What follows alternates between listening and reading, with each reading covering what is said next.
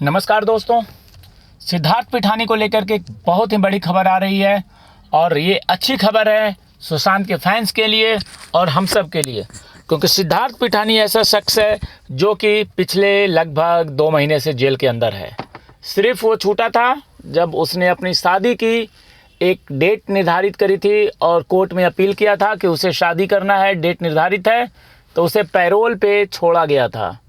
परंतु अब जिस प्रकार से सिद्धार्थ पिठानी का भूमिका नज़र आ रहा है और सिद्धार्थ पिठानी जेल में रहते हुए भी और शादी के अंदर रहते हुए भी उसने अपनी एक बड़ी साजिश प्लान करी थी और वो साजिश का खुलासा हो गया था और उसके बाद से उसके ऊपर अब समझिए कि बहुत बड़ी तलवार लटक रही है।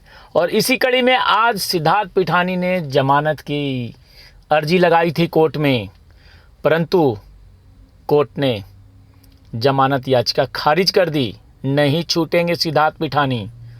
एनडीपीएस कोर्ट से सिद्धार्थ पिठानी को नहीं मिली राहत, वो जेल के अंदर ही रहेगा, क्योंकि एनडीपीएस कोर्ट ने बुधवार को ये सिद्धार्थ पिठानी की जो जमानत याचिका उसने लगाई थी और उसके बाद उसकी सुनवाई हुई आज, और सुनवाई के बाद उसकी याचिका को खारिज कर दी गई।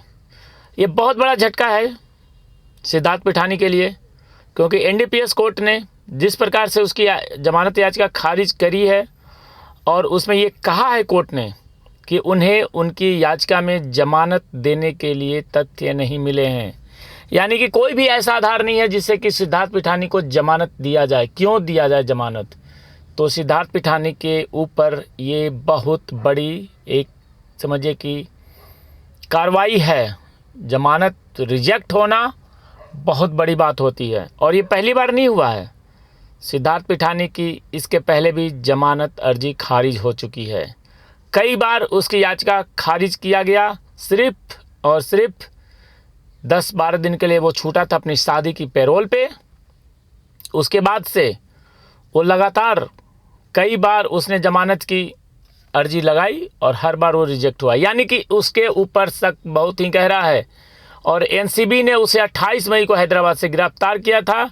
उसके बाद कई आधारों पर उसने कोशिश किया कि वो छूट जाए। लास्ट एक आधार उसने शादी का दिया। शादी पे विशेष अदालत ने उसे, विशेष न्यायाधीश ने उसे जमानत पे छोड़ने का, पैरोल पे छोड़ने का निर्णय लिया था कि उसे चलिए 10-12 दिन के लिए पैरोल पे छोड़ दिया जाए। लेकिन जमानत मतलब ये होता है कि वो हमेशा के लिए बाहर आ जाए। केस चलता रहेगा और वो बाहर अपना काम करता रहेगा, परंतु ये पॉसिबल नहीं है और उसकी याचिका को खारिज कर दी गई है। एनडीपीएस एक्ट के धारा 27A के तहत उसके ऊपर ये धारा लगाया गया है और उसके ऊपर जो मुकदमा है, एफआईआर है, तो इसमें यह होता है कि अवैध यातायात के वित्त पोषण और अपराधियों को शरण देने से संबंधित है।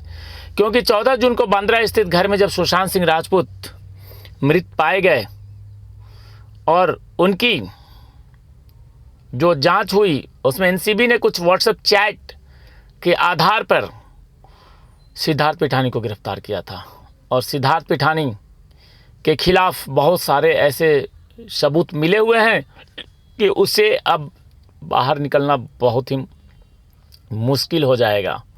वो अब बाहर नहीं निकल सकता है क्योंकि उसके ऊपर बहुत ही ज़्यादा शक है और बहुत सारे सबूत मिले हुए हैं। इसलिए अब वो जब तक इस मामले की सुनवाई नहीं होती है, जब तक इस मामले का कुछ बड़ा आधार नहीं निकलता है, वो जेल में ही रहेगा। ये बातें उसके वकील तारक सैयद ने बोला है।